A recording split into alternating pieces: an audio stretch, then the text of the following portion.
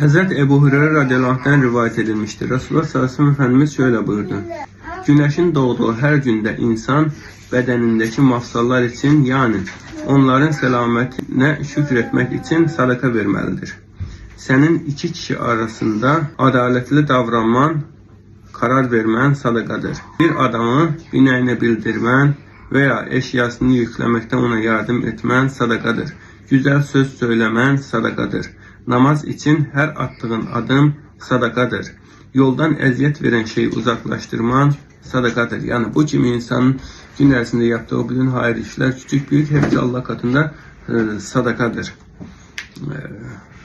Buyurmuştur Efendimiz Aleyhisselatü Vesselam. Hatta başka bir hadis-i şerifte buyuruyor ki Efendimiz Aleyhisselatü Vesselam, eğer o gün kuşluk namazı kılarsa, o kuşluk namazı bütün bu sadakaların hepsini içine alır, bir tek kendisi ona yeterlidir buyurur. İnşallah karşımıza çıkar burada.